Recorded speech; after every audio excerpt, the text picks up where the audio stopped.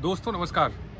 आज बात बीजेपी के उन तमाम साथियों की जिनके साथ उसने चुनाव लड़ा और आज 2024 आते आते उनके क्या हालात कर दिए हैं, आज बात हम उनकी करेंगे। दरअसल बात हम मुख्य तौर से जो करने वाले हैं वो बात हम पशुपति पारस की करने वाले हैं। मामला बिहार का है और इस पे हम आएंगे। दरअसल हम चलते हैं 2019 पे। 2019 की बात अगर हम करें तो हमने देखा है कि कैसे बीजेपी महाराष्ट्र हो, बिहार हो या फिर हरियाणा हो, यहाँ पे गठबंधन करती है और आज उनके साथियों की हालात क्या है। 2019 में हमने देखा था कि कैसे बीजेपी शिवसेना के साथ गठबंधन करती है और वहाँ पे लोकसभा चुनाव में बीजेपी 25 सीट और शिवसेना को 23 सीट देती है। बीजेपी 25 में से 23 सीट जीतने में कामयाब होती है, वहीं शिवसेना 23 में से 18 सीट जीत पाती है। और जब विधानसभा का चुनाव होता है वहाँ पे तो भी बीजेपी नंबर 1 पार्टी बन के आती है। लेकिन दरअसल मामला ये होता है कि शिवसेना इस बात पे अड़ जाती है कि मेरी पार्टी जो है वो छोटी होती चली जा रही है, उसका आधार निराधार कम होता चला जा रहा है। ऐसे में इस बार हमारी ये दिली ख्वाहिश है कि इस बार जो मुख्यमंत्री हो वो शिवसेना का हो। लेकिन बीजेपी ने ये बात मानने से इनकार कर दिया, जिसके बाद शिवसेना ने ये निर्णय लिया कि कैसे वो एनसीपी और कांग्रेस के साथ जाके सरकार बनाएगी। एनसीपी और कांग्रेस के साथ जाके शिवसेना सरकार बनाया और उस सरकार के साथ शिवसेना के मुख्यमंत्री का चेहरा भी आया जिसका नाम उद्धव ठाकरे है, जिसको आपने देखा। लेकिन थोड़े दिनों के बाद आपने देखा होगा कि बीजेपी ने कैसे शिवसेना को तोड़ दिया। शिवसेना को तोड़ने के बाद एक शिंदे गुट, शिवसेना शिंदे गुट आया और उसके साथ बीजेपी सरकार बना लेती है। और आज शिवसेना उस दोराहे पे खड़ी है जहां पे वो लोगों के भरोसे पे या फिर जो उसने सरकार बनाई थी वो उस बहुमत को भी उसने खो दिया। बात अगर हम बिहार की करें तो बिहार में 17 और 17 का फार्मूला तय होता है बीजेपी और जेडीयू में। 17 सीटों पे बीजेपी लड़ती है जिसमें से वो 17 जीतने में कामयाब होती है। जेडीयू 17 पे लड़ती है जिसमें से वो 16 सीट जीत पाती है और 6 सीट जो होती है वो रामविलास की एलजेपी को दिया जाता है।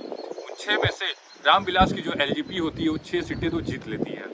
ऐसे करके बिहार में बीजेपी जो है 40 में से 39 सीट जीत पाती है और आने वाले समय में बीजेपी जो है वहाँ की बड़ी पार्टी बन के उभरती है। लेकिन जब बात विधानसभा के चुनाव की आती है तो वहाँ पे बीजेपी कैसे वहाँ पे जो फार्मूला सेट करती है वहाँ पे भी वो जेडीयू से लगभग दोनों पार्टी बन के आती है। दरअसल वहाँ पे मामला ये होता है कि चिराग पासवान जहाँ पे जेडीयू के विधायक थे उन पे अपनी सीटों पे अपने कैंडिडेट खड़े कर देते हैं और जहाँ पे बीजेपी के विधायक होते हैं वहाँ पे वो कैंडिडेट खड़े नहीं करते हैं, जिसका ये नतीजा होता है कि जेडीयू की सीट कम हो जाती है और बिहार में बीजेपी की जो सीट होती है वो बढ़ जाती है। इसको लेके पार्टी ने कोई कार्रवाई भी नहीं की चिराग पासवान पे। लेकिन जैसे ही वहाँ पे मुख्यमंत्री नीतीश कुमार बनते हैं वहाँ पे उन्होंने फिर वो एलजेपी से बदला लेते हैं और 6 सांसदों के साथ पशुपारत की एंट्री होती है और चिराग पासवान का घर और उनको पार्टी से बेदखल कर दिया जाता है। इन तमाम हालातों को देख के आज बीजेपी ने चिराग पासवान को मिला के उनको 5 सीटें देने की लोकसभा में घोषणा कर दी है। लेकिन उनका ये कहना है पशुपारस नाथ को कि आपको या तो हम राज्यपाल बना देते हैं या फिर आप पार्टी के कार्यवाहक कार्यकर्ता बन जाइए, आपको राजनीति से संन्यास लेना चाहिए। तो दरअसल ये जो रवैया रहा बीजेपी का वो सबके साथ होता चला गया। ठीक अगर इसी तरह हम हरियाणा में देखें तो उसने जेजेपी के साथ क्या किया।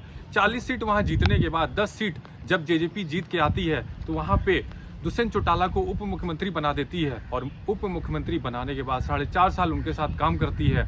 और उसके बाद जब लोकसभा के टिकट के लिए जेजेपी उनसे डिमांड करती है कि मुझे कम से कम 3 सीट मिलनी चाहिए, क्योंकि बिहार में जब यहाँ पे सुप्रिया पटेल को 3 सीट, राजभर जैसे नेता को 1 सीट और जैन चौधरी को जिसके पास 7 विधायक उनको 2 सीटें मिल सकती है तो 3 तो हम डिजर्व करते ही हैं। लेकिन कैसे बीजेपी उनको निराधार कर देती है मैं आपको पिछली वीडियो में बताया था।